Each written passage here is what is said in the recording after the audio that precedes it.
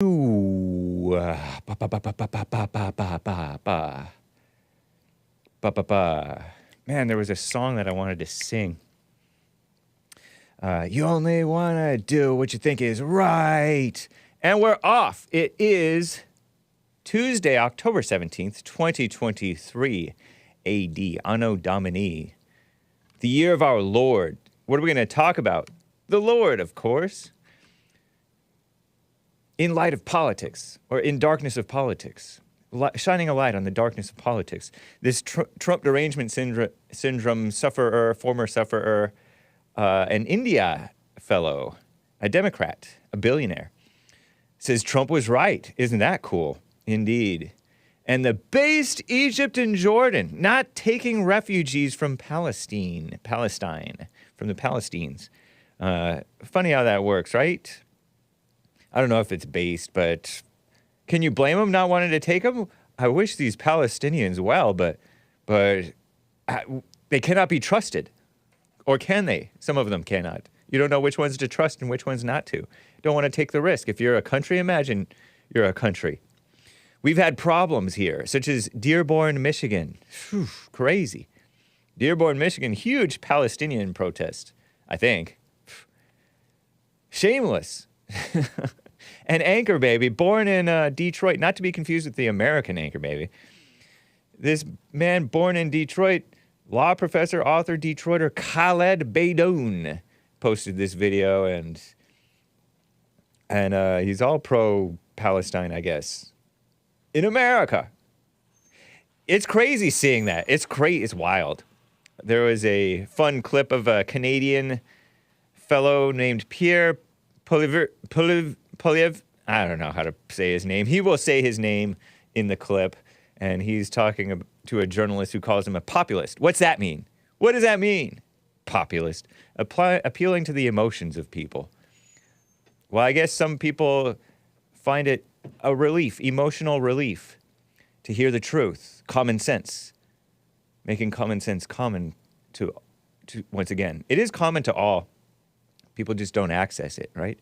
Is hate on the rise? Anti-Semitism, Islamophobia, and other fake things. Hate-filled people talk about hate. So we will be covering that. Poor victim, unchristian Amy Schumer. I stood for the LGBT. I stood for the refugees. I stood for the immigrants. But no one will stand for me because I'm Jewish, she said. Or she posted this thing. I'm shaking my head at her. This blonde gal, not a Christian. So hopefully all that and hopefully more, and your calls if you'd like to call in, guys. By the way, Greta Thunberg, she got arrested. I heard in London. She was part of the Stop Oil protest, or, you know, those protesters against oil. It took oil for them to get there, but we're going to stop it. She's a regular MLK. And I mean it. I mean that. She's a joke, propped up by the mainstream media. Terrible. Mentally ill Swedish child. We wish her well. But anyway, guys, and some beautiful music. Beautiful music, okay? Beautiful, beautiful music. Let's get right on with the show! 1, 2, 3, 4. Oh, it's the Hake Report. The Hake Report. La, la, la. Oh, it's the Hake Report. The Hake Report. La, la, la. Hey, guys! Oh, it's the Hake Report. The Hake Report. La, la, la. Oh, it's the Hake Report. The Hake Report. La, la, la. So, how you guys doing? I'm fine. A nice picture, nice pic, wow, Hassan, on the water scene. Beautiful green water. Yeah, and I'm wearing some shirt. It has a graphic on it. It has seemingly two pictures. Mountains up above and then trees down below. Forest. Cool, huh? I won't tell you where I got it. Someone in chat said no music, but I checked. All music and audio is good. I think he just means don't play any music. It's not music. What do you call this? What do you call this trash? 2. Nice. So let's get started. Technical issues, trauma. Yeah, indeed. Let's play this Trump derangement syndrome Democrat Indian saying Trump was right. This is clip 21. Chamath Palihapitiya. Nice American name or British name, right? I think he's Indian. He could be one of those other countries that's in that India vicinity, right? Billionaire and Trump donor tweeted or posted on X, Khalen, 2 L's, Rugg, 2 G's. Khalen Rugg. Billionaire and Democrat voter Chamath Palihapitiya admits that he was wrong, or some people were wrong anyway, about President Trump. And he's appearing on a podcast. You see his face up close in this clip that I'm going to show. And he now appreciates, and that's a quote, what Trump was able to do. Chamath, did this guy try to run for governor? I feel like I recognize him somehow. He's like a tech billionaire type of a guy, maybe. I think he wanted to run for office for governor in California. I might have covered him. Or maybe it was some other Indian guy. Chamath also said Trump derangement syndrome, TDS, you know the thing, did more damage than Trump ever did. That's right, because anger and outrage and hatred and I already said anger. Being a mama hurts you. And so many people did it, and the mainstream media spread it because they are mamas too, right? Not the good kind of mother. Ladies, some of the ladies stopped listening to Hake. And by ladies, I mean males and females.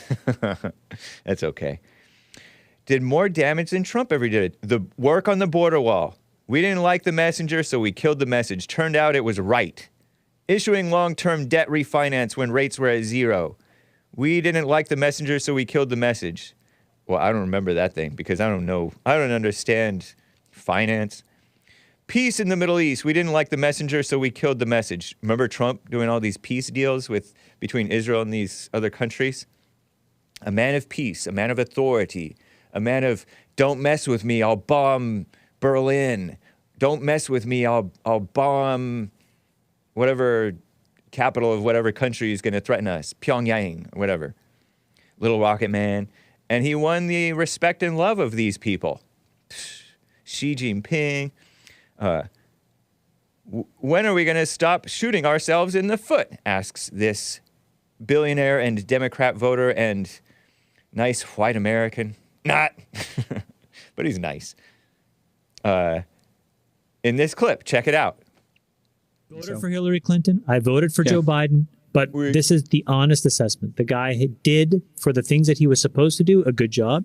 And for where Trump, every other president found a way to, frankly, make our situation a little bit worse, specifically around wars, he did not do that. And that is a huge accomplishment that I think needs to be acknowledged. As a Democrat who has been left homeless, who is now definitely in the center, but probably leaning increasingly right, I'm left yet again with an appreciation, despite the messenger, of the message of the Trump administration, because what those guys did was pretty incredible in hindsight. These Abraham Accords, the accords with Israel and the GCC, the almost accord between Israel and Saudi, to really be able to find a long-lasting peace is just a real example for the world. And those guys did a lot of really good work. And it's a miracle, actually, when you look at it. What they did, despite the fact, listen, I'm no fan of Trump, and I am too homeless. But this is where, so can I say this? But if you want to objectively look at what they did, it was good work. It was great work. You have to. And in fact, this is a moment where you have to start to re-underwrite, is one's Trump derangement syndrome causing more damage than anything that Trump could have actually done? And I think the answer is yes, because like it's now causing us to not see that good work and then embrace and extend it. So much of the work that happened in that administration turns out to have been right. And that's what's so frustrating for me. The work on the border wall. We didn't like the messenger, so we killed the message. Turned out it was right. We're soaking Issuing right long-term debt to refinance when rates were at zero. We didn't like the messenger, so we killed the message. A structural peace in the Middle East. We didn't like the messenger, so we killed the message. When are we going to stop shooting ourselves in the foot? And when are we going to actually see and take the time to look past who is saying things and actually listen to them word for word? Nice sweater, says Wrinkle Hands Bing Bong. Nice. I noticed that after you pointed it out. Why the eyes? He looks creepy. Is this Pete Davidson's brother? I know he kind of does look like... Is Pete Davidson part unwhite or something like that? What is Pete Davidson? You know he's not white because Kim Kardashian never dates a white. Or does she? I don't know. I made that up. No, Hake, we're not soaking right now. I got soaking from those of you who are very remiss in not listening to the American Anchor Baby. You may not know what soaking is, but soaking is that soft, gentle music when you're presenting a spiritual Christian message to make you emotional and populist. Emotional means populist, I guess, according to the liberal media, which I will get to. But wasn't that a nice clip? Right on. When they said that they were homeless, they're not these bums on the street. They're bums politically speaking. They feel like the Democrat Party left them, something like that. Patel Davidson, is that what it really is? Terrible. Well, right on, right on. See, we white Americans, we love everybody, and we treat them with fairness. We white Americans, don't we, fellow white Americans in chat, and white-hearted Americans who are POC on the outside, but wash white as snow on the inside, allegedly, if we are washed in the blood of Jesus, if indeed we are. But it's typical of, even the unwashed whites tend to be somewhat fair-minded and treat people based on how they are, whether you have our normal values and common sense. Why don't you like Trump's message? His message is perfect. His tweets, posts on X, well, it was Twitter back then. His tweets were perfect, by and large.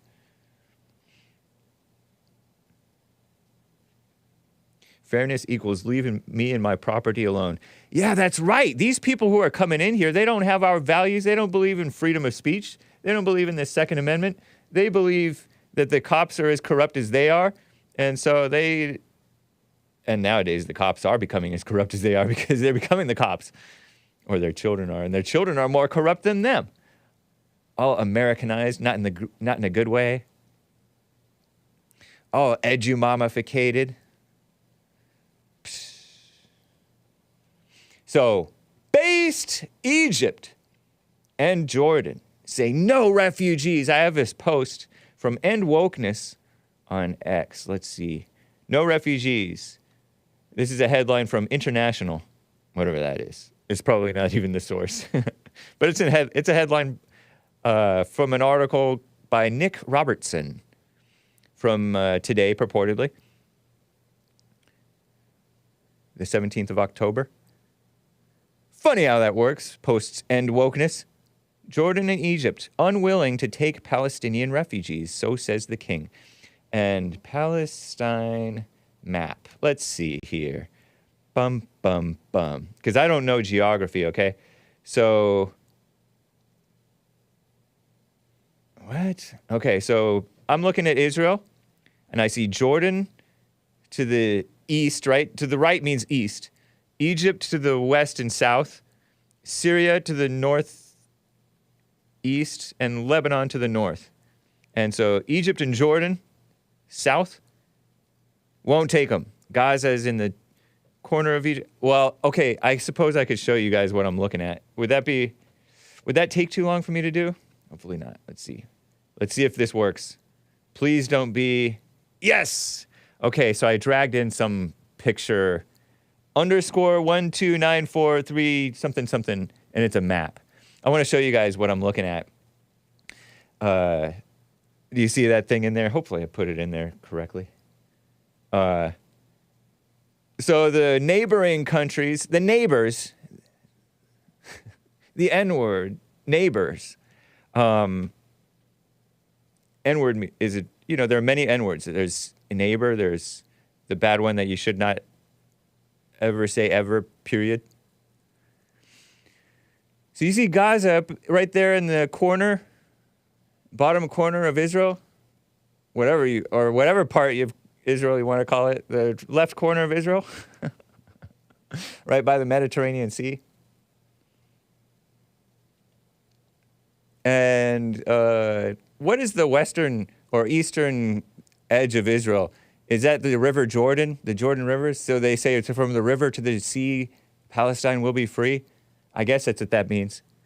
They want to take over all of Israel. But anyway, Egypt and Jordan are right there, and they're not going. Well, Jordan is on the other side of Israel, but Egypt is right there, and they don't want to take them.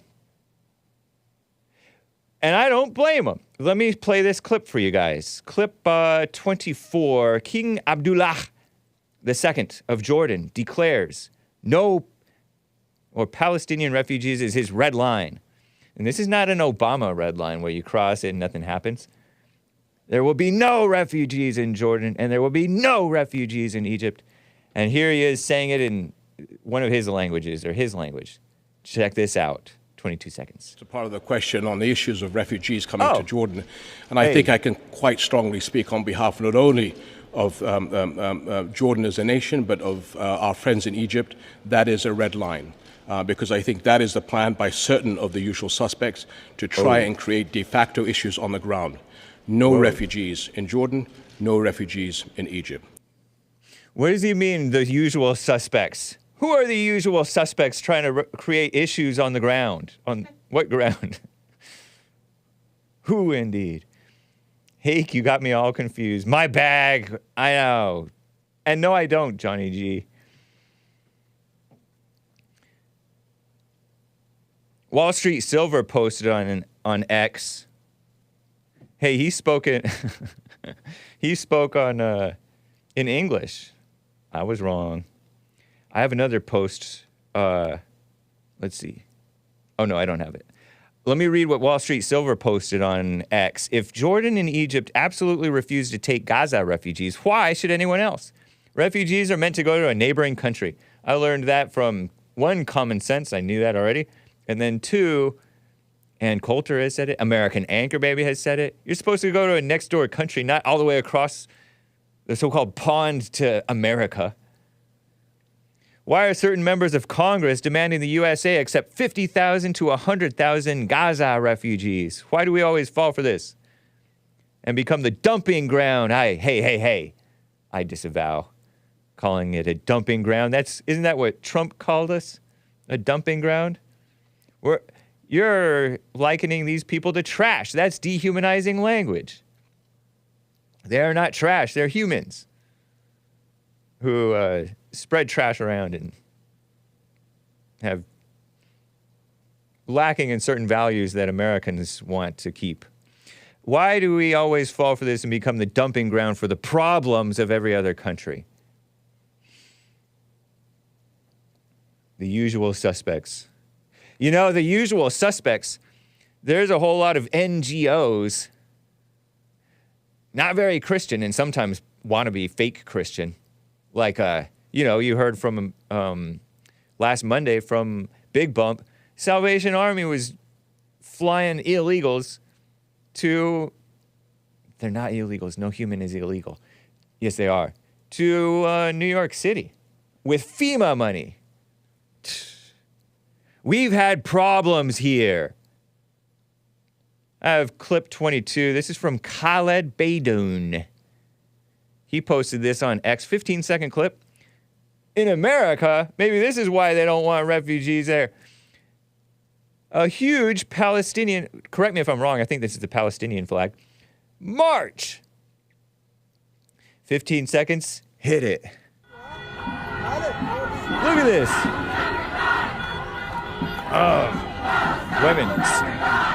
Women chanting.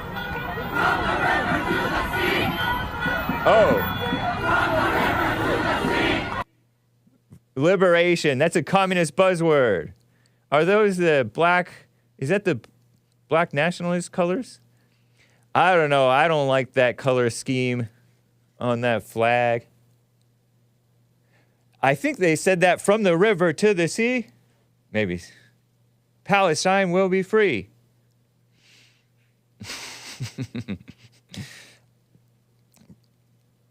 And so I see these replies to this video.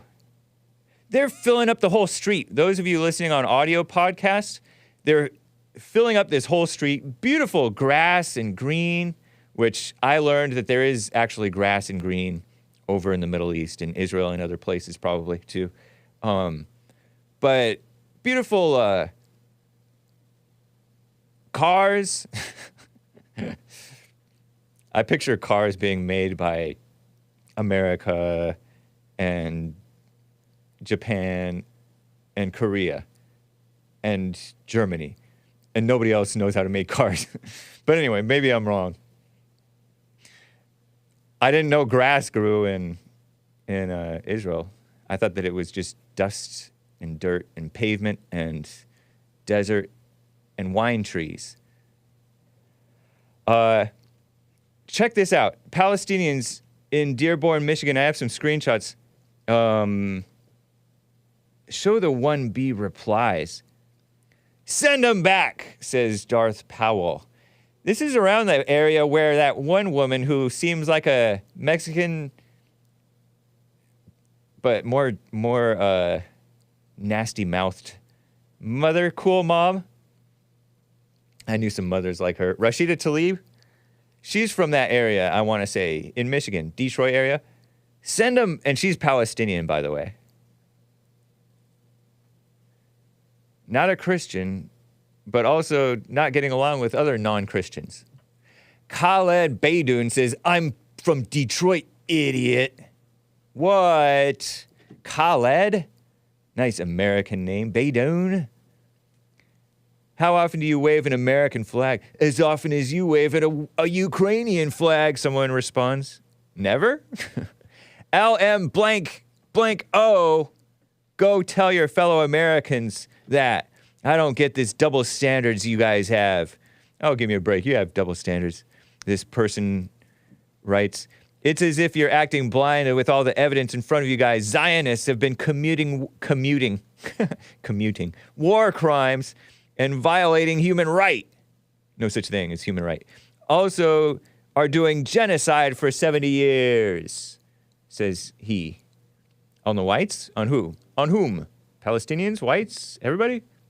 I don't know. Genocide is a liberal word. It's a too long didn't read. TLDR. Semicolon DR. Writes Lee. But I read the whole thing. I read it, Rustam Kabalaev. If you're lost, I'm reading people's replies to one another, arguing on X, formerly known as Twitter. Because I find YouTube comments and X replies good for learning how people think. Big Bump says, you know how they say, oh, from the river to the sea, Palestine will be free. But it's wrong to chant blood and soil and you will not replace us. Or unchristians will not replace us. As they did in that scary place called Charlottesville, Virginia, with the tiki torches. So scary. What a mess. And the issue is, oh yeah, he's American. He's from Detroit. He was born here. That means there's this Khalen Beydoun guy. I found him. He's a Detroit Muslim, apparently. Law professor, author, Detroiter. And he has 278,000 followers on X. Young man. Fancy beard. That's an interesting beard. Is that black inspired? Or is that... What's the inspiration of this style of beard where he cuts all around in the front of the chin area? Except for the soul patch area. Keeps the soul patch, I think. And shaved up top. Interesting. Anyway, this guy's a law professor. So he's a lawyer, liar, author, and Detroiter. He posted this: Malaysia stands with Gaza. And it looks like Malaysia also has... What flag is that? That's not a very American flag, is it? It might be an American flag. Look at this Khalen Beydoun Malaysia post, I think. Malaysia, Gaza. Look at this thing. So these are huge towers. Wow, good job, Malaysia. You build stuff. And it has the Palestinian flag, and then it looks... Is that the American flag? But instead of 50 stars, it has the moon and the star, like the Muslim moon and star? Muslims in America, maybe? We stand with the Muslims in America? Probably there's a lot of Muslims in America, right? Correct me if I'm wrong, but that's what that looks like. I don't know. Malaysia stands with Gaza. And look at this one. The innocents of Gaza trying to survive. And it has an old lady, kind of fat, cute. You know, it's cute style she has with their peace sign thing. And then the children and maybe an older child. Sort of light skins there, holding their peace sign. And they're in like this beat up, broken home. Just showing peace sign through their windows. And an hour ago or so, Khalen Beydoun posted, Gaza has only 4 days of food left. Gaza has only 4 days of food left. Gaza only has 4 days of food left. Blah, blah, blah, blah, blah, blah, blah, blah, blah, blah. 4 times. Kind of satanic repeating it, but I guess it catches your eye.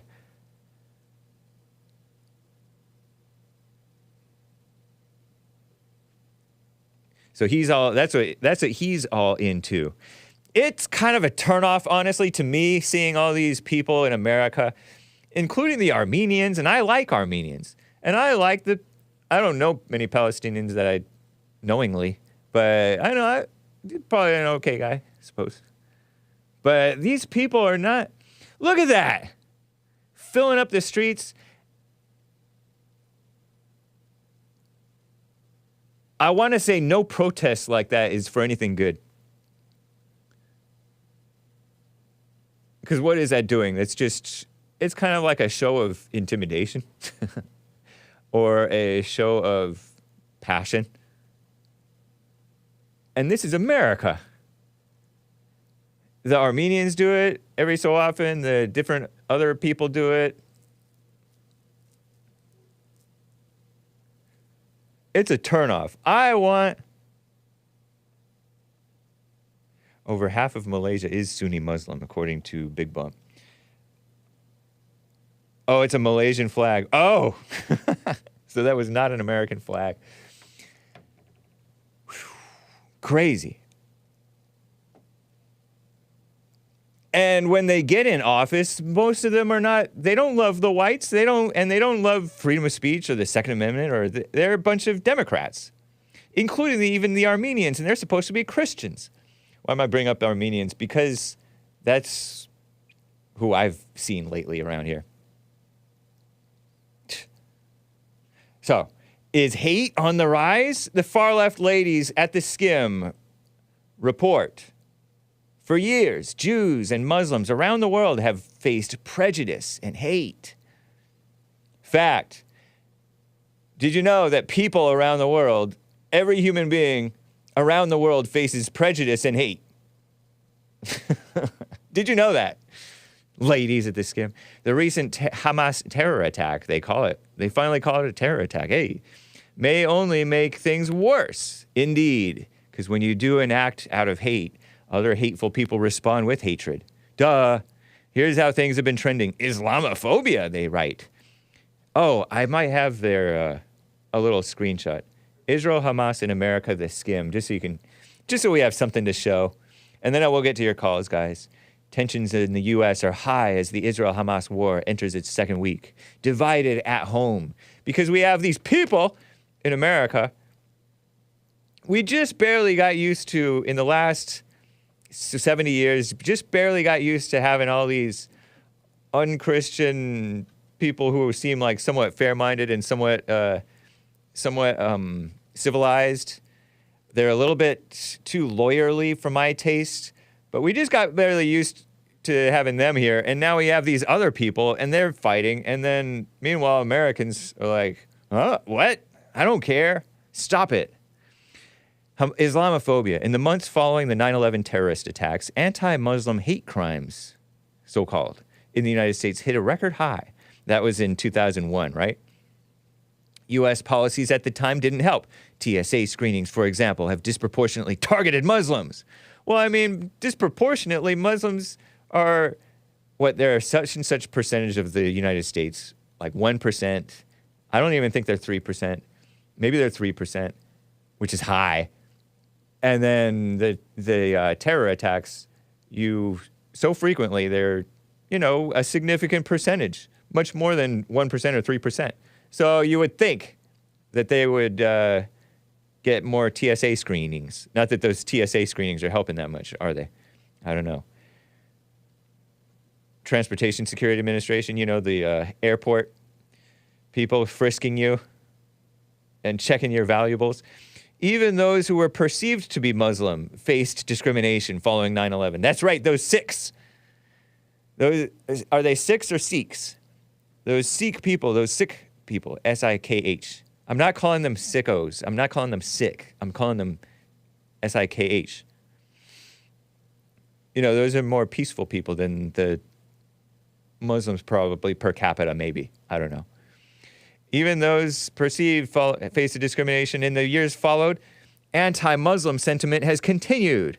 According to Pew Research, in 2017, almost half of Muslim Americans, because we're a Christian country, we're not used to this mess, anyway, said they had experienced discrimination because of their religious beliefs.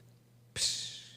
It's not because of your beliefs. It's because of you're like visibly having the face of the enemy. It's like what we did under that communist president when we interned the Japanese. We put them in the internment camps because they had the face of the enemy, said my high school U.S. history teacher. Up from 40% in 2007. Yet they keep on coming over here because they know they never had it so good as in America, many of them, maybe. And they like getting their way by pushing the whites around. You're anti-Muslim. Experts have noted in other Western, up 40% in 2007. Oh, I know, but they're promoting this victimhood thing. Oh, have you experienced discrimination? A lot of times you people get in your head about it. Oh, he's treating me differently because I look Muslim. Or he's treating me differently because I'm white. Or he's treating me differently because I'm a woman. Or whatever. That's in your head. Including the UK and France, by the way, in other Western countries, an increase in instances of anti-Muslim hate in recent years. And by the way, I will say that disproportionately, it's the less civilized among us who are acting this way. Anti-Semitism, and they spell it all with one word with no hyphen because they're kiss-ups. The ladies at theSkimm. Last year, there were more than 3,600 so-called anti-Semitic incidents in the United States, according to the Anti-Defamation League, ADL, which makes a business of promoting the notion of, oh, we're such victims. They're spreading hatred. They stir up hatred against themselves, don't they? It's a fact. They're enemies of the people they pretended to protect. It's the highest since the ADL began tracking in 1979. That's before I was born. With incidents in 2022 including harassment, vandalism, and assault.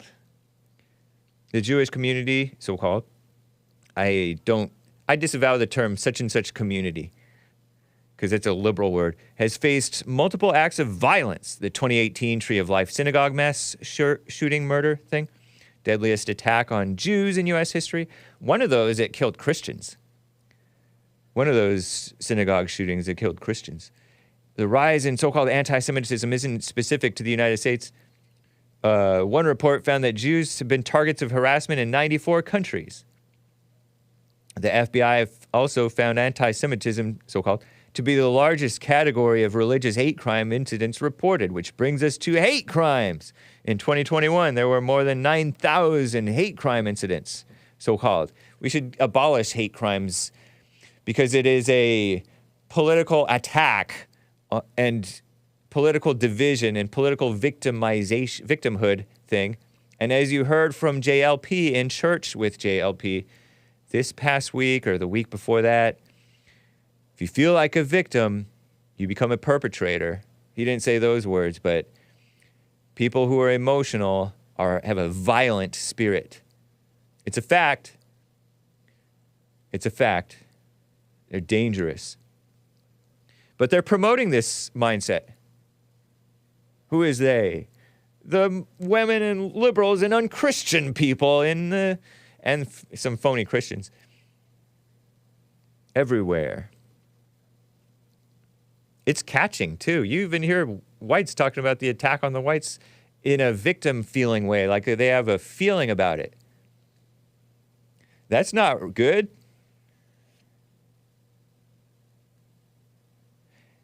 Experts say hate crimes often go underreported. In many cases, overreported, falsely reported hate crimes hoaxes. It is a trend. It's such a trend that there are whole websites dedicated, some of it which were taken down. There was one on Reddit that's probably taken down because Reddit's liberal. They don't like the truth. They like some facts, but they don't like the truth.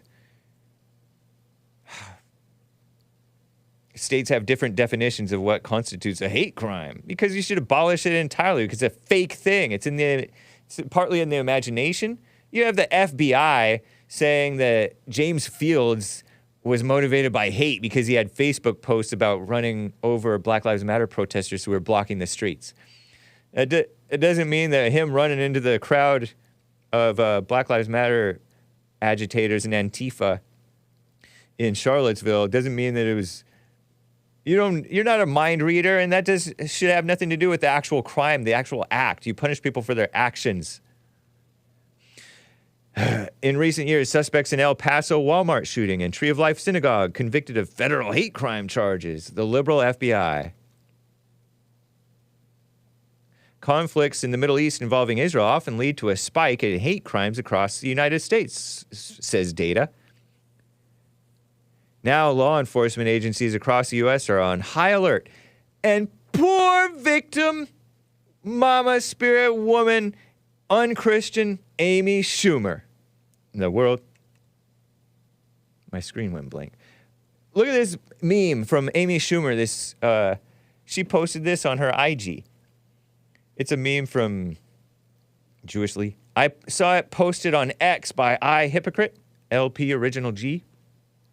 A guy who's interviewed JLP before on his show. He posted the screenshot of this on X, Twitter. And it has this poem. And I'm shaking my head at this victim mindset. Let's see.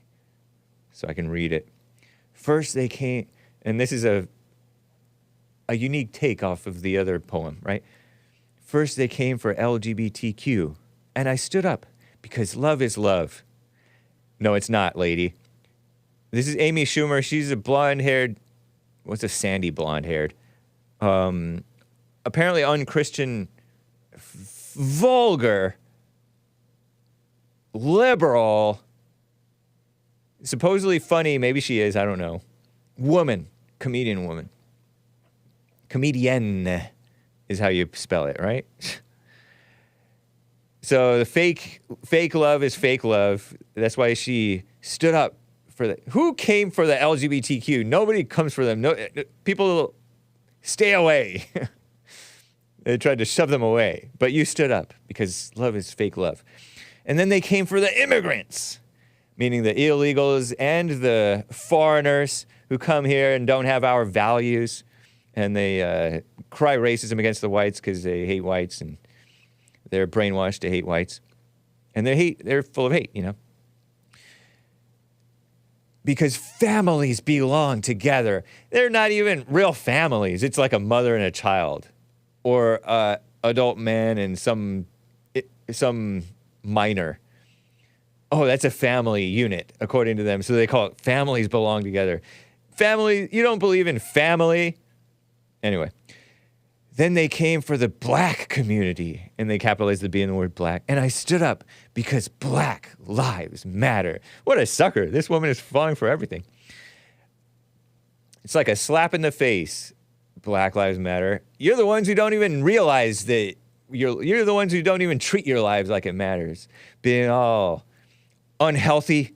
I don't want to say fat, because don't say fat too much, kids.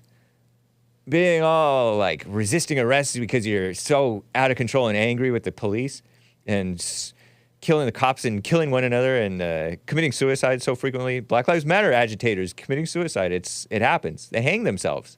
Some of them have done it. Don't do that. Anyway, then they came for me, but I stood alone because I am a Jew. Posts. It's a living Jewishly post. So she stands up for all these fake victims, and the fake victims don't stand up for her. Funny, huh? But the Christians support you. Christianly, though. Christianly. Or some of us unchristianly, mamally, emotionally, which that's not right. You should not stand up for people emotionally. But you should stand up for what's right, I guess. Or, like, be for what's right. That's the white way, it's the Christian way, it's the manly way, and it's the independent thinking way. It's the American way. But now we have very un-American influences subverting America. Isn't that a shame? Psst, Amy Schumer. They're the ones who brought in all their own enemies. Reminds me of the whites. A lot. Anyway. Speaking of counter-signalers, let me get to Frederick in Los Angeles, California, who's on the line. Frederick, thanks for calling and holding. What's up? What's going on? Good morning, Hake. Good morning to you. Hey. All right. What you mean counter-signaling? I want to know, like, I'm thinking we need to do something with the people who can't work for themselves on Saturday and have to hire help. How are we supposed to protect a country that don't work for themselves on Saturdays and use a Shabbat goy, and then their Shabbat goys are turning on them? I mean, I don't understand. Did you know that Elvis Presley was a Shabbos goy? So was Obama. Yeah. That don't. Listen to my question. Oh. You're distracting the viewers. How can we protect some people that don't want to work for themselves on Saturday? Sometimes they do work.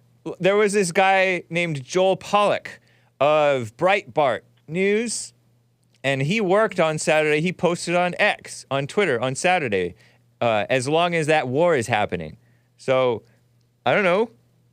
That's one person. He's not a good Jewish if he's working on the Sabbath. Well, now, we know how the Sabbath Jesus works. You can't drive. You got to go Amish.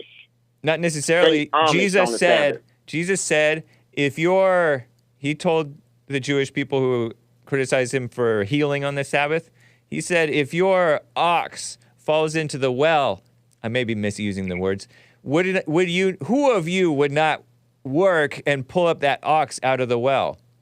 So is it good to do good or evil on the Sabbath? And he looked around at them with anger because of their hardness of hearts. He had a hard look on his face like Trump or like JLP or like other manly men like Jesus. Jesus also said, eat my flesh and drink my blood too. But That's ain't irrelevant. Talking about Jesus. No, yeah, Jesus. I know. Everything you're saying is irrelevant. Jesus spoke on the Sabbath to the Jews who wanted to criticize him for doing something right on the Sabbath. Maybe they can do something right on the Sabbath. You're being a nitpicker, I think. No, I'm not. Okay, no, so what's it's your like, point about helping? How How are are we going to go to war and protect the country? Who's we? Because the way they got infiltrated was their own Sabbath boys that worked there, that cross the border every day, they come into their homes and work on the Sabbath. Turn on the lamp and stuff. Traded out with the... Hello? Yeah, they turn on the lamp. They turn on the lamp or they turn on the oven for them because they're not supposed to do work. So are you saying how they got are you saying that infiltrated? Hamas pretended to be Shabbos goys and then and then killed the people whom they were working for? Yeah, wow, when the bombs came in, they was already on the street in the that's city, evil. and when they ran out, they started shooting them up because they tried to run to the safe spot, and they Shabbat Goy turned it. So I'm saying, future, how are we going to protect the Who's people? we? Who's we going to war America. and protecting? Who's talking? NATO. NATO. That's our favorite class. Our favorite student I in our always NATO speak class against. got a black eye. We will defend every inch of NATO. So our favorite student in class, in NATO class, got a black eye, and he want to run out of the school building and go and take the whole class with him. Like, we're about to go fight the bully, and we don't know how big the bully is until we get outside. Who's talking about going to war? I mean, I have heard that. Yelling, 2,000 troops. All it is, we got enough money for Ukraine and Israel. Well, you know what I'm talking about? Yeah, I don't have their ear. I don't. Well, maybe I do have their ear. Who are you? If you're listening, Deep State, Deep State, and Janet Yellen and Sleepy Joe, if you're listening to the Hake report right now, don't do it. No. Don't do it. No. You're Don't go to war. Stop. You're trying to. Don't act like you're not pro-Israel. I am. You are to a certain extent. I'm not acting like I'm not pro-Israel. Tell them don't go to war. Just because I'm pro-Israel doesn't mean that I think we should go to war. The heck? Oh, okay. You think do you should not let all the other countries around them just... You're a man of God. Do you not wish Israel well? Do I not wish? I wish whatever happens is going to happen. You know what I'm saying? I'm thinking that's not a wish. The lines are being redrawn in the sand as we speak. That's not a wish. You're being slippery. You're being shifty. No. Shifty, I don't have no. I don't. You're being very shifty. You're not being very Christian. No, you know I don't take that. He was calling me shifty. You were calling me shifty the other day. I'm hoping that America will wake up and return to the Father like Jesse preaches and go back to the first religion. And if Abraham faked stuff between the Jews and the Muslims, cut it out. The first is not necessarily right. They can cut right. it out. Yeah, the first is right. Now look at the two that Abraham bred. Abraham, let's go down and cause confusion. Yeah, that was the white man's writing the book. This does not go for the whole world. Like this thing they got in place that they need workers on Saturday, and we're going to protect them and do background screening for all their workers and make sure their workers is not going to turn on them. That's too much work. Wait. Who are you talking about? Whose workers? The Shabbat Goy, the Israel, the Jews, even in America. We got to do background checks now because they done call for a global jihad. So we got to do background checks on the Saturday workers for the Jews here, and everybody's in outrage. Who's doing background checks? Oh, I'm in Beverlywood. You ought to see right here in But who's LA, conducting the background checks? The people who's firing the Shabbat Goys, they don't trust. They only want Christians. Oh, okay. Nice. And even all Christians aren't good. But right. Look. We can't protect the people like we know the people who's working for them, they letting into their homes. Yeah. Y'all letting these people y'all don't know into y'all homes. Okay, I follow you. They brought in their enemy. And how are we supposed to protect people who brought in their enemy? They brought it on themselves? Yeah, thank you. That's all I'm saying. Have a good day, Hank. Okay, thank you, Frederick. Appreciate you. Stop lifting off the government, bro, says Matthew. Guys, I am so remiss in not reading the super chats. I got to read these. Crazy. BasedAmericaFirst yesterday gave bought 3 coffees. Nice discussion with interesting guest, Ryan, radical coder, on Friday. I got one call from a lady who knows stuff, who called him boring. But appreciate it. BasedAmericaFirst. It's very charitable. He says he seems completely on board enabling victimhood. What did I just talk about? That's so wrong. And wants authoritarian government to enforce programs that help people. Yeah, I agree. That's wrong. It's misguided. And spoiler alert, talked about how a government doing that undercuts the goodwill of the normal people. Shameful. Government programs don't help. War on poverty, war on drugs, war on crime, war on homelessness. And they all got worse. Crazy, huh? I mean, some ways it kind of comes in waves, you know? Somewhat obvious formula for a decent life: don't commit crime. Take advantage of free public education. Get a job. Hat tip to get a job. He's on Rumble. User, get a job too, with number 2. Rumble.com/user/get a job too. No S word, asterisk X outside of marriage. Yeah, exactly. American Indians are not negatively impacted because the land they occupied was taken over. They are negatively impacted by reservations with limited internal economics and gambling welfare. Yup. That traps them into laziness. Indeed. That is so true, Based America First. I'm interrupting his super chat to present a story to you. I grew up around some American Indians down the street. Down the street, they were kind of like older than me, but bums. And then they got kicked out of their tribe because these tribes don't want all this money to be spread so thin. So they kick people out of the tribes who are not quite American Indian enough, not quite Indian enough. And so they got kicked out and their lives improved because they went to work and they became like enterprising and self-sufficient and upstanding young men. Nice. Right on. That welfare of, because they're allowed to gamble and have these casinos or let you gamble in their casinos and they make money and then they distribute the money among all the Indians. American Indians, not to be confused with India.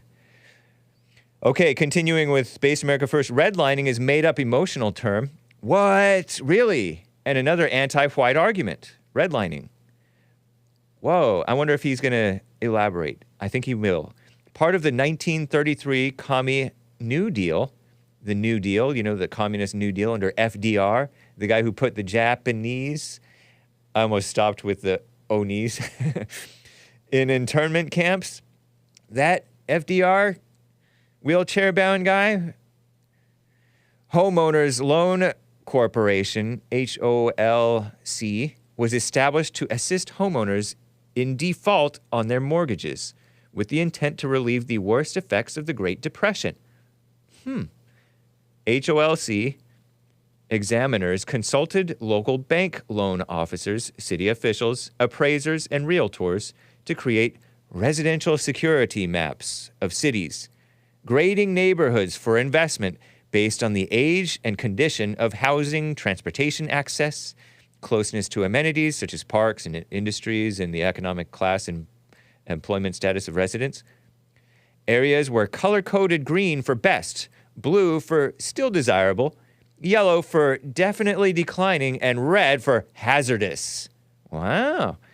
Perhaps the redlining concept was introduced to social media by Richard Rothstein's book, 2017 book, The Color of Law, a forgotten history of how our government segregated America, that posits poorly performing neighborhoods are partly attributable to government-sanctioned racial and ethnic discrimination of HOLC.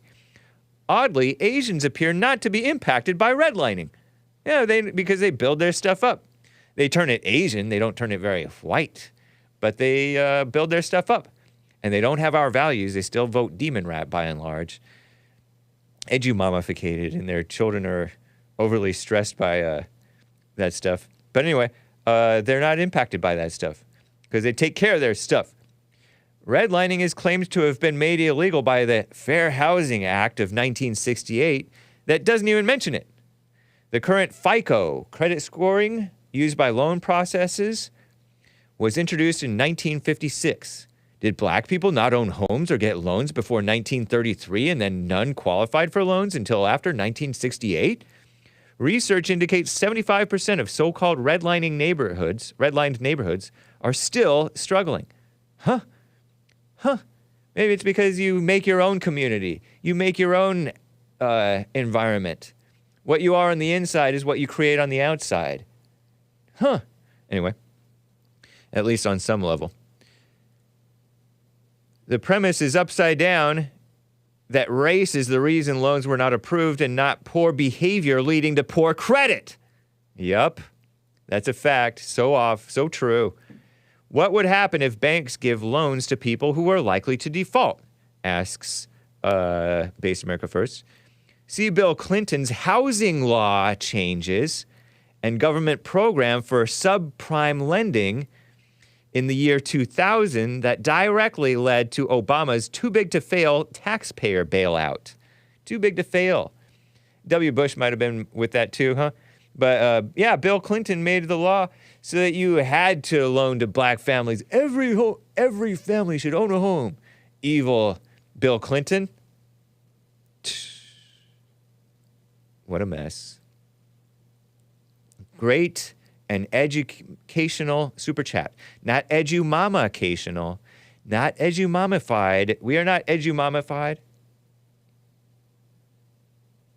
Edumamificated. Another super chat from Star Sion over on Buy Me a Coffee. Hank, keep being your weirdo self. I got your profile picture shirt print. Yay, unique. Oh, that's that one that has me looking, and it says la la la in tall letters. Right on, Zuzu CC on. teespring.com/stores/The Hake Report. Spoiler alert with the coffee. Reminder that no one knew who Amy Schumer was, who indeed, until one day all major news outlets informed us that she was a big star, and then she was. Oh, really? I did not know that. Probably about right. That's so true. There were some super chats that I saw yesterday from, let's see, Indeed. The King of Graduates says, hi, tell JLP he did great in such and such, something that I have not heard of. Who did you miss between me, T, Chuck, Jeremiah, Dean, or Jason? JLP says, no man is good, but do you consider yourself a villain? When can I call again? Comment asks, Jesse is Jewish? Yeah, I mentioned that that was yesterday. Because I mentioned Benjamin Netanyahu is my fourth favorite Jewish man. Number 5 is Prager, a close fifth. But the first is Jesus, because, I don't know, he's the king of the Jews anyway. Numbers 2 is the Apostle Paul. Number 3 is JLP. He's a black Jew. And don't you guys say that you are the true Jews because we are grafted in as God's chosen people if we are truly Christians? Anyway, thank you. The King of the Graduates said last week was truly a Quan's court, wasn't it? And it's actually a slur for blacks who are not suckers for the black thing. Big Bump, Art, William, Rick. Thoughts on Will and Jada? I haven't seen the update on Will and Jada, but I did see a little segment on how Will was such a sucker and should have thrown her out a long time ago on the JLP show yesterday. It had my envy. Nugget Man was like, is this the Hake Report? Now Hake has to come up with new content. You know, I cover pop culture stuff. And you're on the side of Chauvin? No, well, I know that I shouldn't be on the side of Derek Chauvin. I say chin up king, pray for persecuted police, including Derek Chauvin. He's persecuted for being white and for doing his job as a man. Hopefully he comes out better for this, not bitter. Do not be bitter. Chin up king, if you're listening. Or if you're anybody who knows him is listening, chin up king. Or if you're his ex-wife, Asian ex-wife, who abandoned him because you did not stand by your man, pass this message along. Tell him, chin up, king. So that you can be better, not bitter. How do you see yourself going to heaven? I try to stay out of my imagination on that one. Any prayer requests? Wish me well. Thank you, the king of graduates. There were some super chats over on Rumble today. Spoiler alert says, I have a theory that the Jewish mafia, even that sounds bad, man. He feels like it's saying the Jews is not a good way, calling it the Jewish mafia. Is, if you think about it, it's more specific because it's not all Jews, right? It's not all. But so often they fall into this mindset. Isn't it interesting that whatever you identify with, you're born and raised in, you fall into this mindset. Racially destroyed both Detroit and Dearborn because they were Henry Ford's two main bases of operation. Wow. And Ford having written the International Jew book. I have not read that book, but it's Henry Ford had a problem with, and many normal Americans, I think, did not fall for this anti-Semitism intimidation attack on their character. They're like, you can call me what you want. And it wasn't so prevalent that this huge backlash against this. But we let them all in here. We let so many of them in here. And then we fell for this mama spirit stuff of fear of criticizing with love. So we criticize with anger, and then we get the smackdown on us. Terrible. Interesting. Oh, so that's his theory, that they racially destroyed Detroit and Dearborn, because those was the Ford. There was Happy Jacks. We were actually manufacturing cars, Ford cars.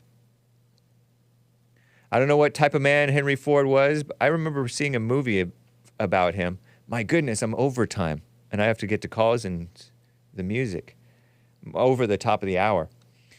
But this was important, getting to the super chats.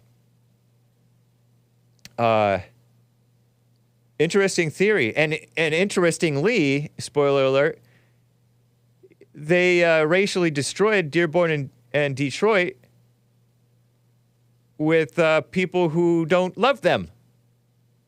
People who love them even less than Henry Ford might have had his criticisms, but he might have treated them more fairly than the people who replaced him and the people who were making his cars. Isn't that interesting? That's why I say that these people, unchristian people in power, are the enemy of the people whom they pretend like they're representing, such as, the ADL and all that. It's kind of like Al Sharpton is the enemy of the blacks, or Black Lives Matter is the enemy of the blacks. So counterproductive to the blacks. And yet they support their enemy, thinking that the enemy is their friend because they're pretending to be their friend and stand up for them. So phony. Dijon Pa with a diamond. Happy birthday to WHBB's slut mom. Don't say that, kids. Terrible. I stand for you, Wrinkle Hands Bing Bong, because love is love. Or something. Thank you, Dijon Pa. Picking on the only girl in the DLive chat. Actually, maybe Dijon Pa is not a man either. All this time, I thought it was DJ on Paul. And it could be a woman. Could be women in DLive, populating DLive, bickering. Greenwall, I know Greenwall is a man. Greenwall with a diamond. Too bad the West ignores the Palestinian Christians. Or the West, many in the West, ignore Palestinian Christians. There are Palestinian Christians. I've heard it from my liberal professor and from others. Maybe not that many, but yeah, they're Christians and they're in Palestine. And yeah, what a mess. We wish them well. That's not gonna help them much. Isn't that in the Bible? You go in peace. I wish you well, but it doesn't do anything to help them. What good does that do? Chin up, kings.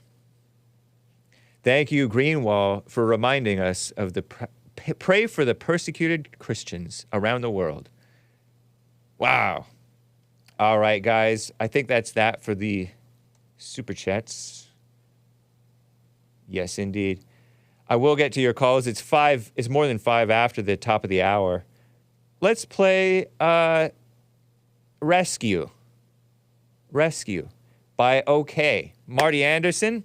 You know I love OK. Some of you guys do too. One anyway, I think. So here it is from 2005 album High Road. And I'll be right back, you musical Philistines. Hang tight.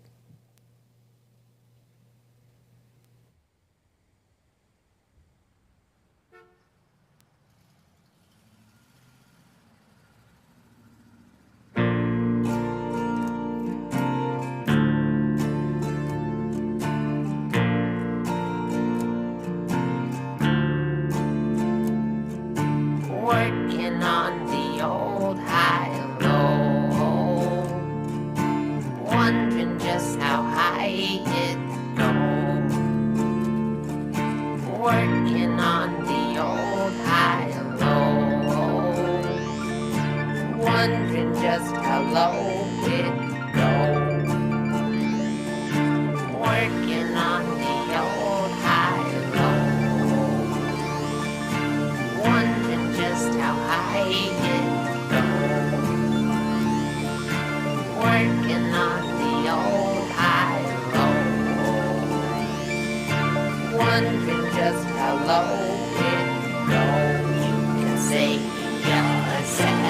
You can save yourself.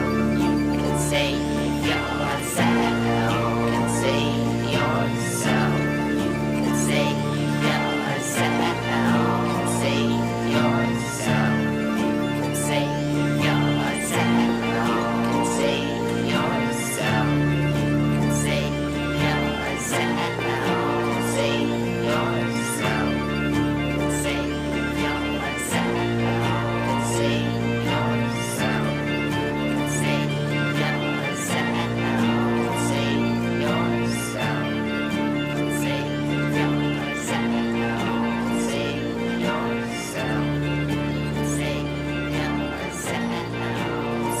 yourself. Save yourself. Save yourself. Save yourself. Save yourself. Save yourself. Save yourself. Save yourself. Save yourself. Save yourself. Isn't this nice? I like it. Actual footage of this being recorded. We're looking at the beach in Sacred Cove, also known as Pirates Cove, down in the beautiful area of Palos Verde Heights or something like that. I don't know. Can I get the lyrics? Asks Costa Mesa. What's up, Costa Mesa? Thank you guys for bearing with me through the beautiful music. You can save yourself, you people. Palestinian Christians, Israelis, Gaza people, because you're not going to get saved in Egypt or Jordan. Whew. Let's get to David in Ocala, Florida, on the line. David, thanks for calling. What is up? Hey, James. I had to kick you off speaker there for a second. So right on. Sorry about that. Appreciate it. Yeah. How you doing today? I'm doing fine. How are you? All right. Well, I had to call in because of this situation that's going on with these Palestinians in America, in the streets like you showed. Yeah. I mean, Dearborn? Yeah. I mean, if I could go back, like, say, when I was a kid and tell people that we were going to have 4 evil women in our government, like the Squad, they wouldn't believe that. They would not believe that we would let these people into our country and act like this. True. I mean, the hate that's involved in that. And see, what people don't know is, Israel is God's country. That's God's nation. Is it? What? Oh, yeah. Okay. Doesn't the whole world belong to God? Sure it does, but that all nations? The whole Bible, the whole ending of the Bible is based around that country. Oh, Revelation? Yeah. Is it really based around that country, or is it based on spiritual things? Well, it's based on Israel because it's called the 70th week of Daniel. So let me just share, before the Holocaust, before all the Jews were killed in World War II, there wasn't an Israel. So when you were reading the Bible back in the 20s or 1800s or whenever, they scoffed at the Bible and said there'll never be a nation of Israel. Did you know that? Oh, who said that? Who scoffed? People did. Oh, People wow. did. Okay. Yeah, because there was no nation of Israel. And I they said feel there'll like never be another nation like that. It wasn't godly Christian people necessarily who founded that country. It was like the United Nations. Yeah, the United Nations was it always evil? Because it sure is evil today. Was it evil back then? The UN? Well, I don't know so much about the UN. I just know that out of the ruins of all those millions of people getting killed, that in 1948, Israel was reestablished as a nation, and that's a monumental, event. So it was a desert. I mean, it was just nothing. And these people go in there and they're blessed. I mean, they are blessed, but yet they don't know that Jesus is the Messiah. That's their main problem. And that's what's going to get rectified in the Great Tribulation. The whole world is going to come against these people. And you're watching probably what's going to lead up to this because, if they nuke somebody or something like that, you think these people are going to, don't you think that people are going to get a little upset about that? Yeah, nuking tends to make people upset. Indeed. Well, somebody takes out Damascus in Syria, okay? You don't know, nobody knows who it is that takes them out, but Damascus is destroyed in one day. Oh, you're saying that the Bible predicts that that's going to happen? Yes, it does. Is that allegorically or literally, or has that already happened? That's literally. Has that already happened? Has that already happened once? No, I don't think. Damascus has never been attacked and destroyed? Not destroyed like where they call it a ruined heap. Now, I'm not saying Israel's the one that does it, but it could be.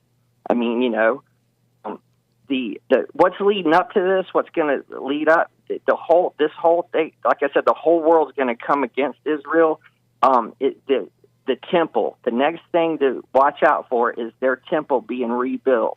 Well, that's what their big thing is for the last many years is they want this temple being rebuilt. What do you say to the people who say that the Israel of today is not the Israel of the Bible? I say they're misinformed. They're misinformed because that's why Jesus comes down and puts his feet on the Mount of Olives and it splits. He comes and rescues them. The whole world is surrounded them at the end of the 7 years. Did Revelation already happen? No. Most of the signs in Revelation have already happened, says M.R. Jennings. Well, the first rider on the horse hasn't happened, and that's the Antichrist when the 4 horsemen ride. Okay, but how do you know? Is the Antichrist a spirit or just a one man? Because there are many a man. There are many Antichrists. Right there, that's true. Like Hitler was one, and but there's been a bunch of them. It's a spirit that infects practically everybody. Well, the Antichrist is going to rule the world, man, for 7 years, which has already been happening. Well, not like this. When he 3.5 years into his rule. How do you know that your interpretation of Revelation is right? Who taught you this interpretation? Well, I can't, because I've done a lot of research, buddy, and, you just have to do it. Now, I'm not, but God's research word is God's word. Research isn't how you're supposed to know spiritual things. God's word says that the Antichrist is going to stand up in that temple 3.5 years into the 7-year Great Tribulation and claim he's God. That's when them Jews take off and run. When Jesus what did the Christians do when many of them were illiterate, didn't read the Bible, couldn't read the Bible? But those were the Dark Ages, right? Dark how? Dark spiritually, or just dark in that we didn't know about it? Because they didn't know about it. Dark spiritually, though? Yeah, because the Catholics didn't want them to know the Bible. If the Dark Ages were so dark spiritually, why are we so corrupt today? Worse than the Dark Ages, or perhaps, or as bad as the Dark Ages? And we have all this information. Because evilness is just everywhere, buddy. It's on your television set. I mean, when you got people that, I'm not trying to sidetrack here, but when you're blasting the new Exorcist movie right through my TV at my house with a bunch of kids all possessed and stuff, I mean, dude, it's bad. I mean, little kids getting abducted and molested and just the whole 9 yards with the whole system, man. So then not having TV or reading is not so bad.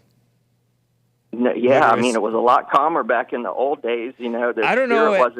I'm not going to sit here and claim that because I don't know. The Dark Ages just means that it wasn't written about because people weren't writing. I'm just going by what I read. I don't know. I didn't live back then. Okay, all I know is what I know from 1965 to now and what I read. And I'm just telling you, that Israel is just keep an eye on it. If you outlive me or whatever, keep an eye, because the next major event to happen in this world is when they get their temple built. Okay? Why is this important for us to know? Because that means you're right before the Great Tribulation. Now the temple could be built in the Great Tribulation. What's important to know about the Great Tribulation? Okay, well, more important is the peace agreement that the Antichrist signs. No, you're not answering my question, man. Why is this important? Well, that's what I'm trying to answer it with this. Okay, between the temple and the 7-year peace agreement, which is called a covenant, he signs a covenant with many to where they won't attack Israel. Okay, and Israel buys into this guy. Okay, buys into the whole thing because the whole world's going to be coming against Israel, and he's going to sign. They're going to sign this. Are you getting? Let me stop you here. Are you getting to where why this is important for us to know? Yeah, that's why it's important to know, because with that temple, I didn't hear a reason. You see what's going on in Israel, man. Hold on, man. This is major. Hold on. Mm-hmm. I didn't hear a reason why this is important to know. Because you'll know how close you are to Jesus coming back. That's what the whole book of Revelation's for, so you'll know the times. No, it's not. Then what is it for? I happen to know that the Bible does say that no man will know the day or the hour. Why do we have to know when Jesus is coming back? Well, know how close it is because destruction's coming to this world, buddy. I mean, the whole, a third of the trees gets burned up, all the grass gets burned up. I mean, these people are going to get hammered. And so what I'm trying to say is this stuff going on in Israel right now is getting us closer to those events. That's why I called. That's all. But what does that have to do with you and me, or me? What does that have to do with me? It has to do with us, so you'll know what's going. I mean, this is a major stuff going on over there in Israel. I get that there's major things going on in the world. I'm not taking that away, but I know. But I don't follow why I should. I don't follow why I should get into this. Mumbo jumbo. Because the whole Bible is based on the country of Israel. That's what I told you before. No, the Bible is based on God and being godly. True. But that's more important. Jews are Isn't that more important than are his chosen people? Isn't that more important than getting all excited about different things happening around the world? Didn't Jesus say there will be wars and rumors of war, but don't believe it? But don't believe, the end is coming or whatever. Yeah, well, you can. Hey, listen, I think Jesus said disagree with me. That's fine. You can disagree. I'm just calling to. It's not that I believe. It's not that I disagree. I don't know that you're wrong. I can't say that, but it just doesn't. It doesn't seem like something that we should get all caught up in. Because what do you mean? How close? How close is Jesus then? Pretty close. See, that's not very. That's not specific. Well, I can't stay specific. Then why do we even say? Well, do you believe in the 1,000-year millennium, that Jesus is going to rule in Jerusalem for 1,000 years? I neither believe it nor disbelieve. I tend toward disbelieving it. To be honest, I don't believe it. Yeah, but I think the right position is the right position is to not know and not care, because that's not for us to know. We're supposed to know the normal stuff like But all this ourselves. stuff I'm telling you about is going to happen right before that. Okay? Whatever. You understand what I'm saying? So No. I'm just warning the people that, hey, man, this could get real nasty. I mean, look how it just gets increased every day. It's getting worse and worse. Have you noticed that? I don't know. It's crazy. It seems like things are getting worse, but I don't know if it's just always bad and all that mess. Yeah, I understand. All right, man. Well, I appreciate it. Because the end of times could be for the past 200 years. I mean, 2,000 years. That is the end times. Yeah, but here's the thing with the technology that we have whatever now. that even means. The technology Maybe the end that we times have is now, you could have a misnomer. one monetary system, and you could control the world. Okay, just this phone that I'm talking to you through. Dude, but I've been hearing this all my life. Oh, the I know Social you Security have. is the mark of the beast. No, I know, that's a joke. Such and That's such is a the joke. mark of the beast. It's crazy. Yeah, but that's just disinformation, man. That's just terrible. The Bible didn't say that the Social Security number was the mark of the beast. The Right. Bible didn't say that Russian guy with the freaking we mole don't on say his frickin', head kids. was the Antichrist. You know what I'm saying? I mean, it doesn't. Gorbachev? I'm not. Yeah, Gorbachev. Remember, People were they thought thinking that Gorbachev- Obama was going to be the Antichrist. He Meanwhile, definitely has. meanwhile they have Antichrist possessing them. Yeah, Don't you notice that? Like, Christians are angry, they're out of control, and then they're hung up on their own kick stuff that doesn't even matter. Doesn't even have anything to do with them personally. Well, I don't think that true Christians are out of control. I think that the church is watered down, weak with all that love stuff you're talking about. Yeah. Love is love, and God is love. Whoa, don't say that, God Johnny wouldn't G. throw anybody in hell. He's a good, no. Yeah. Yeah, no. Jesus talked more about hell than almost anything. So I just called you to let you know, man, I've never seen it like this.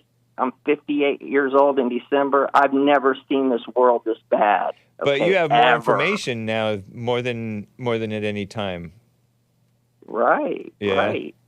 But just like I said, okay, just here, I'll leave you with this. Just, Okay. Keep an eye on Israel, okay? It's the deciding factor of, you'll see, when As the long whole as the world mainstream starts hating media's, people. as long as CNN and theSkimm are talking about Israel, I will have my eye on Israel.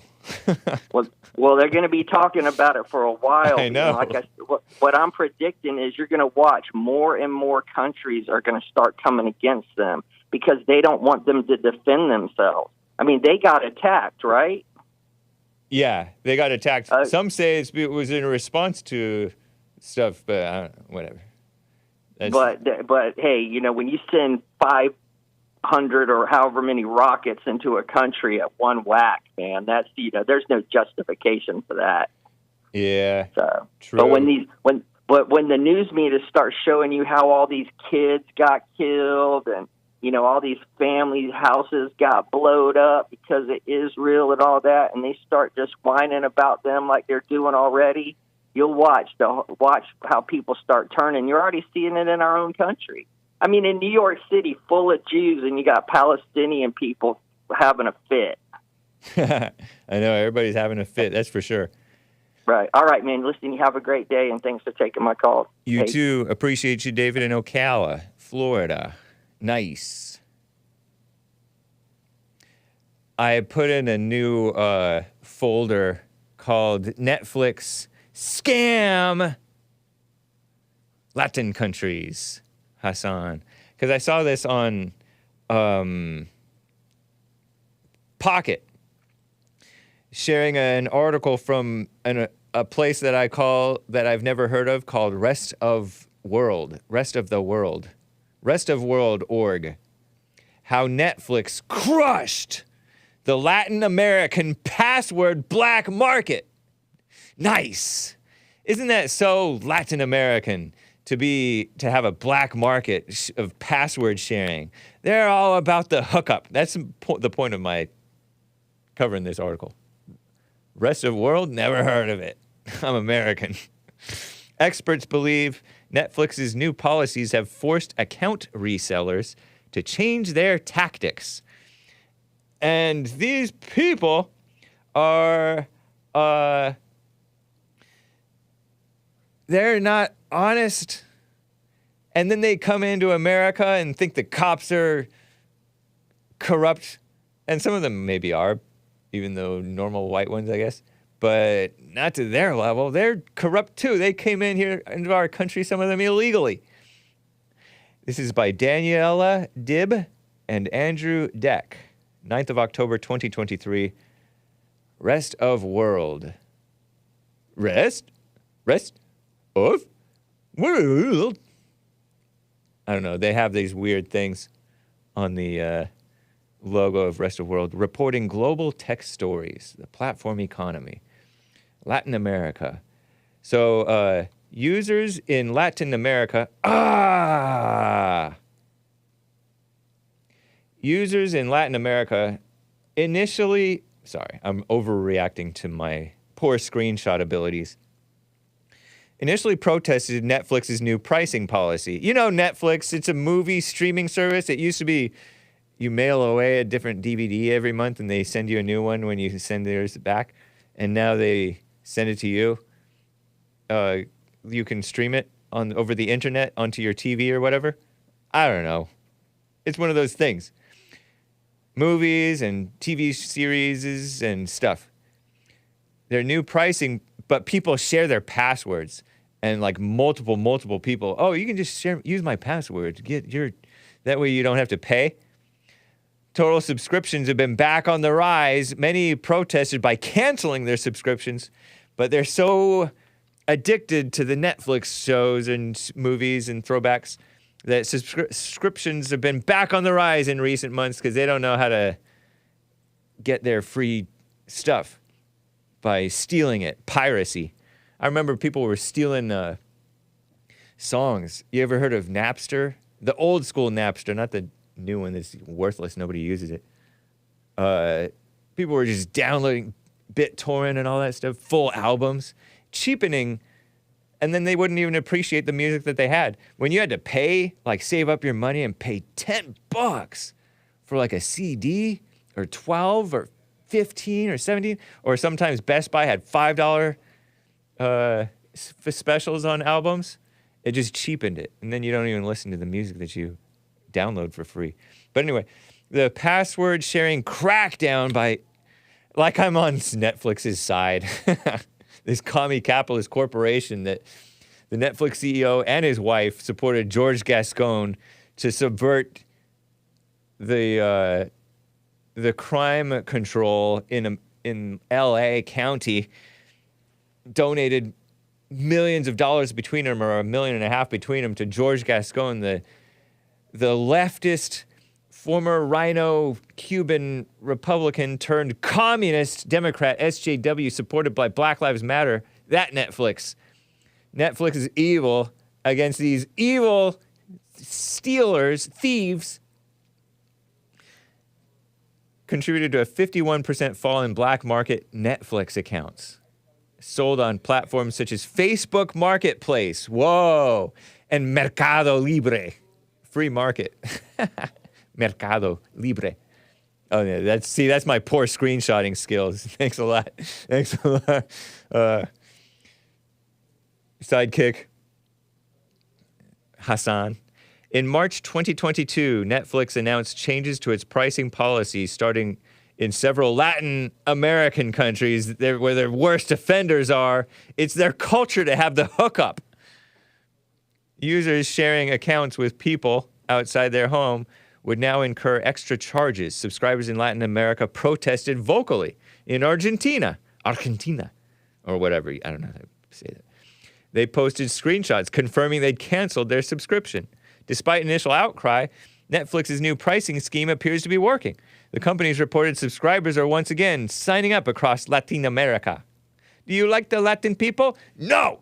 They're thieves. They're all about hooking each other up, scamming to get into our country, and they're not honest. They're not high trust society people. There's a next. Go to the next one. Hopefully it's in order. Hassan there. New data from piracy intelligence firm Ether City. There's one that's highlighted popular way of pirating Netflix in Latin America. I think it's there. Shared with rest of world, piracy intelligence shows restricting password sharing seems to have stifled account resales. The practice, which account access is sold online at a reduced price, is a popular way of pirating Netflix. Pirates in Latin America. See, these people are not these white Hispanics. Shout out to the white Hispanics and the non-white Hispanics. There are many in my chat. Round them up, Hake. The crackdown. Okay, so go to the next screenshot. The crackdown also correlates with a marked decline in black market sales of, because these black-hearted people,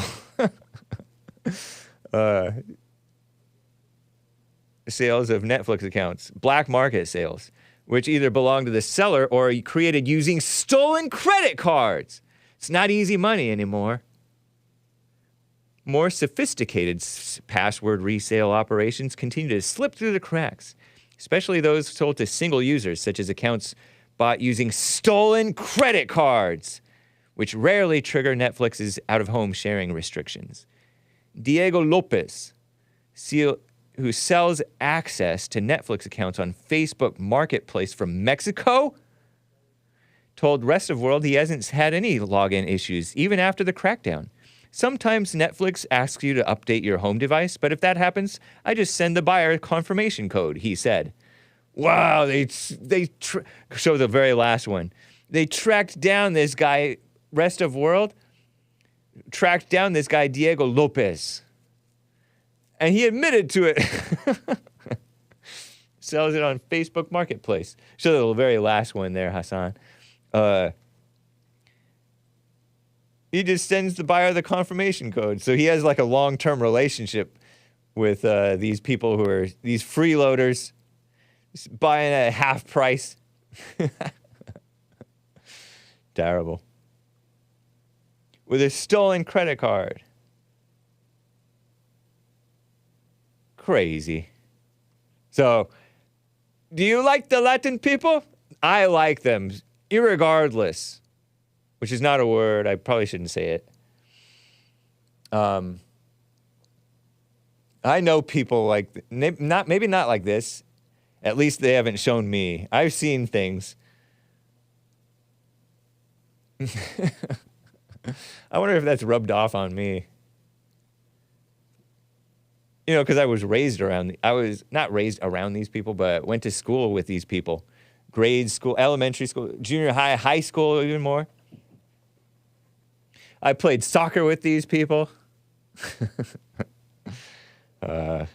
After college, of course. So anyway, that's that. What else? These self-sabotaging scared women. Show the pocket headlines, I think. I have another folder in there that I just put in, I think. Pocket headlines. Pocket headlines. Okay. Show the one, Hassan, if you can, if you see it there. Testing my fertility.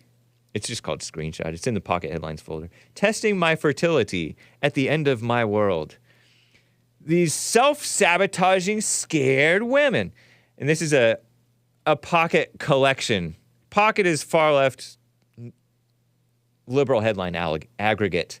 But some of the information that they gather is funny, amusing, interesting.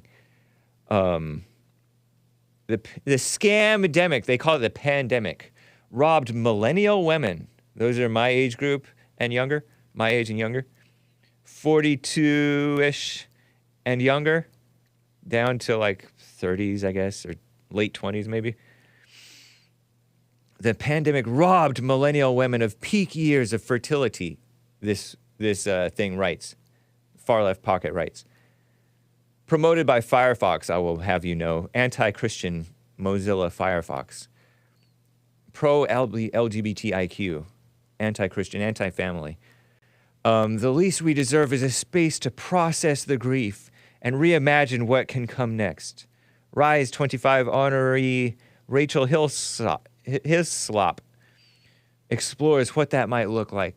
And so you scared women robbed yourselves by being scared of this scamdemic. You were young and relatively healthy, most of you, and you were scared of the virus. And yeah, you don't want to necessarily go around old people or fat people with it and pass it to them. I understand being a little extra cautious because the pandemic was real, but you people robbed yourselves by being all into worrying your pretty little heads about politics and so-called public health, a communist buzzword, and shaming men and being angry, and that does not good for your health, by the way. And by the way, anyway, you were fed this lie of, let me be edu-mamificated and get my career and not marry young and have children young. Brainwashed. Pandemic didn't rob you. Your own overreaction to the pandemic sabotaged you. But you don't have to fall into this process to grief because you wasted your life. Should you grieve because you wasted your life? That's an interesting question. Chin up, Queens. I use the term very loosely. Chin up, Queens. You suckers. Just understand you were suckered. Life is more than forgetting about your life and forgetting to have children and now you're too old and stuff. You know, life goes on, as Tupac said. Even though he's dead, life continues. Isn't that right? I'm shaking my head. Do I have this one? Mentally ill, this is also in Pocket Headlines. Mentally ill parents, mentally ill children. Yeah, indeed I do. A white-looking woman with a cute little black child boy. ABC News, Pocket and ABC News, Good Morning America. Parents say they're struggling with their own mental health. Communist buzzword. Amid a growing youth mental health crisis. It's spiritual death. It's not mental health. Spiritual death is causing your mind to decline. By the way, speaking of mind and spiritual health, catch Joel Friday. He will be here. Joel Friday TV in 20 minutes, roughly. Okay? I have to be done in 5, 10, 15 minutes. Nice. And I have some beautiful music to show to you guys. But data shows parents struggling with mental health at nearly the same rate as teens. I believe that because the teens, messed up mentally children, come from messed up mentally parents. And the fathers are either not there or a mess. Or, yeah. And then the mothers are nutcases running the show. And shout out to the nutcases. We love the nutcases. If we love anybody. Michelle Gonzalez-Reed's son, Dejan, was in high school when she said she began noticing signs of mental health struggles in her teen son. Signs included a lack of interest in friendships and activities, staying in bed all day. Over the next few years, Gonzalez-Reed, Michelle, tried to care for Dejan. That might be this kid. And that might be this gal. Don't know. As his so-called mental health declined further, she said she, too, began to suffer from mental health issues for the first time in her life. I think you had it. You just didn't notice, gal. That's my suspicion. But anyway, some of the stuff I dealt with was impaired concentration, difficulty sleeping, irritability, fatigue. So it's bubbling to the surface. You're noticing the issues, but you've had these issues for a long time, which are all symptoms of generalized anxiety disorder, she learned. She lives near Fresno, California. She's telling Good Morning America this, which is far-left ABC, okay, extremists, ridiculous, off the deep end liberals. I don't think I really realized what was happening to me because I was too focused on him. She works in the mental health field as a licensed marriage and family therapist. Let's see, any mention of her husband? Where your husband? She ignored her own mental health struggles because it was too much to handle on top of working full-time, being a single mom of 2, caring for Dejan's so-called mental health. Look at this cute little boy. I don't know if that's her and him. What? He died in 2019. He passed away. They don't say how. At least not at this point in the article. She said she believes his mental health struggles were a factor. Following his death, wow. Gonzalez Reed. I'm saying, Gonzalez. Hyphen Reed, R-E-E-D. She began suffering from PTSD, post-traumatic stress disorder, and prolonged grief. Grieving too long. Yes, it is her. He died in 2019 at the age of 24. And so far they haven't said that buzzword that I've noticed them saying. And I disavow noticing. Do not notice. It's a dog whistle. Don't notice. I disavow it. But they've been saying, died by suicide.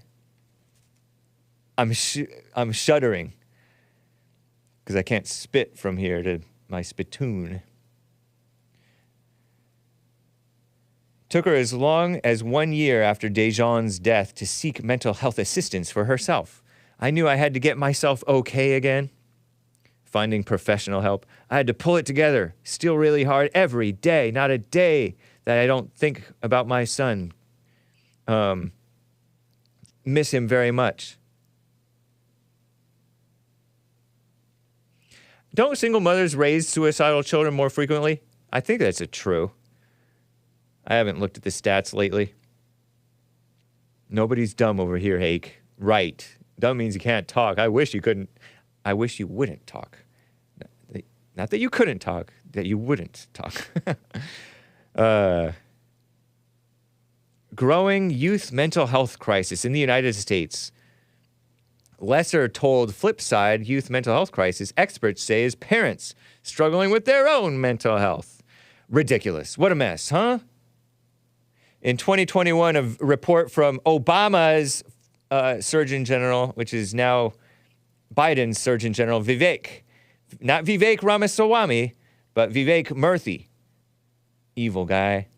Warned a growing mental health crisis among young people who are also more LGBTIQ than ever, and more suicidal than ever, and more told that bullying is this bad thing than ever, and more given medication than ever, and more mamificated than ever. Ridiculous, huh? 51% increase in emergency room visits for suspected suicide attempts among girls. Doubling of anxiety and depression symptoms reported across the genders. There's a project called Making Caring Common project. According to data collected last year by that project, making caring common. Caring is a mama spirit communist buzzword. Esoteric says, I believe that statistic, Hake. I've seen it firsthand. 51% increase in emergency room visits for suicide, suspected suicide. No, I believe this is statistic. I'm not doubting that. I'm just talking about their diagnosis of the issue is false, and their solution to the issue is false. They're liberals. They don't come up with the right solution. They need men like Trump. Remember Trump, that clip that I played earlier this week, I think? About we want calm, strength, not panic. Nice.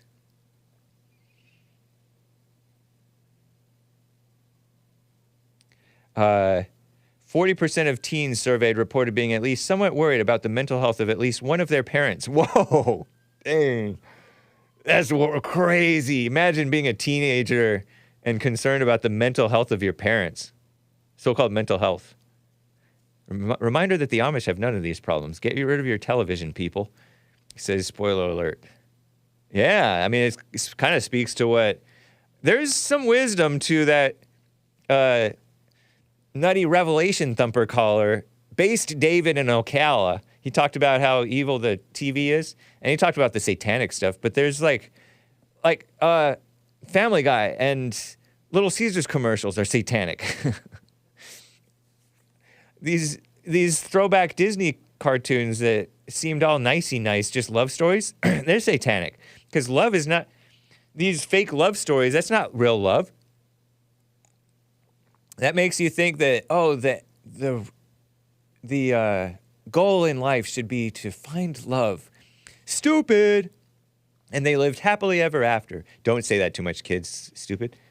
But that's not, like JLP said, stop reading ABC News articles? Well said.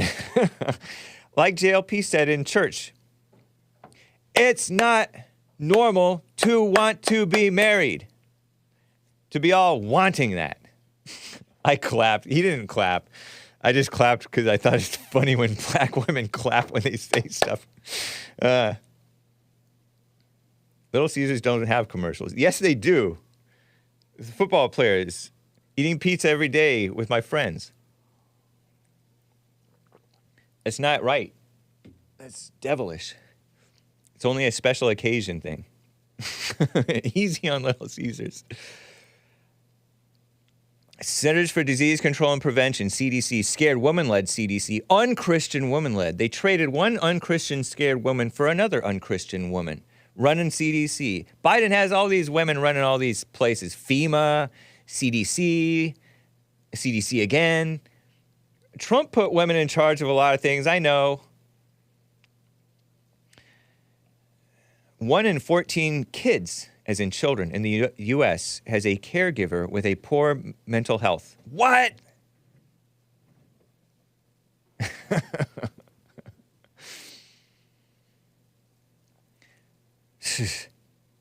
Wow. How about bringing back marriage, compulsory marriage, shotgun weddings, marriage, get rid of, I don't know, there's so much that we could do. We've talked about those things that we could do. But has to do with biology. Having a close relative like a parent with a mental health disorder puts one at higher risk for mental health struggles, according to the National Institute of so-called Mental Health. They're pretending that it's genetic. I mean, there may be like sin and doing wrong things messes up your genes. Did you know there's something called epigenetics? It could be wrong. Maybe I'll disavow it just for the sake of my channel because I don't know or really care. But you can physically mess up your body with the spiritual stuff that you're going through. Of course. Duh. What the HE double toothpicks does poor mental health mean? Exclamation mark, question mark, exclamation mark, question mark. I think that it means they're nutcases and they're angry and they're possessed and they're have this crazy look in their eye and they don't make sense. And they live in their imagination. They're illogical. We would be right to sound the alarm about a parent mental health crisis as a teen mental health crisis, says Wiseword. And they're promoting parents becoming mentally ill, just like they're promoting veterans becoming mentally ill so that they can take away their guns and take away their children. You know what I mean? And then the mentally ill people running the government or the spiritually dead people running the government is going to do a better job. Yeah, right. Bring back fathers and parents and being men and sink or swim mindset. Stop helping them, spoiling them, enabling them. We're enabling the people to be crazy, to be homeless, to be on drugs, to be criminals, to be angry victim-minded people with this fake hate crimes legislation stuff. I don't think we're going to get very far with teens unless we also support the parents. Wiseboard. Weissbourd. Who is this person? Is this a woman? Hopefully it's a woman. Got to be a woman. Oh, no, it's Dr. Richard Weisbord, psychotherapist at the faculty of Harvard's Graduate School of Edumomification. Harvard? I don't believe in Harvard. Harvard had a bunch of students sign a open letter blaming Israel entirely for all of the violence that's happening. Excuse me, you can blame Israel somewhat for some of the stuff that's happening. I don't disavow that. Maybe I should, just for the sake of my channel. But it takes two to tango.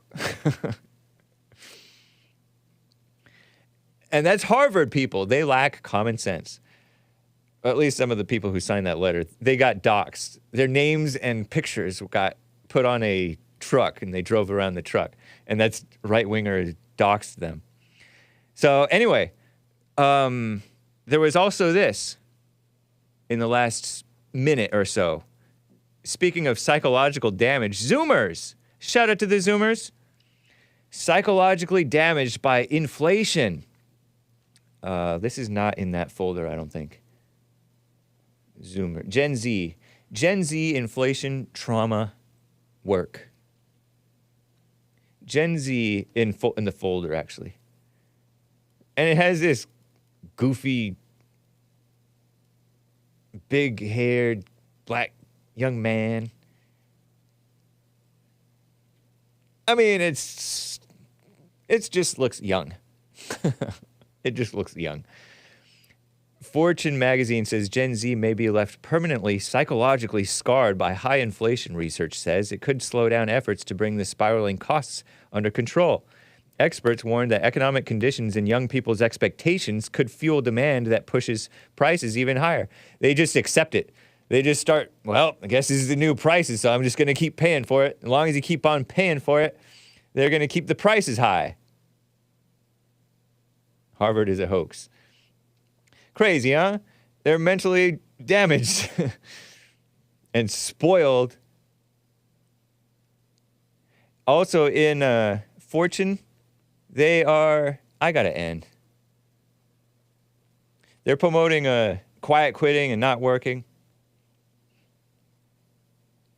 I'm tired of hearing myself talk. Guys, this has been the Hake Report.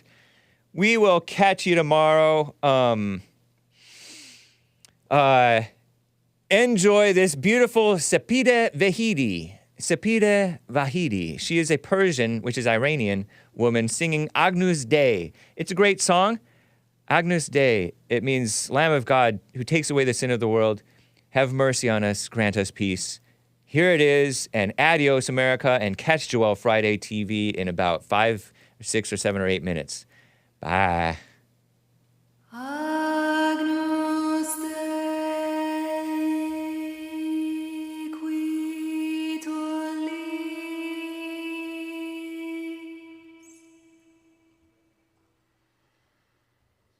peccata mundi, miserere nobis.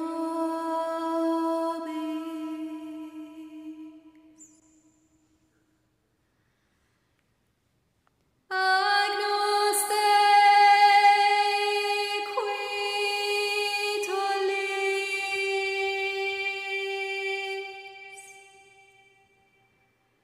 peccata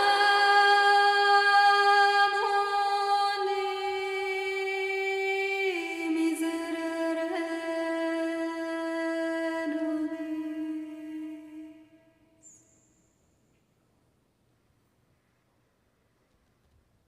Agnus Dei, qui tollis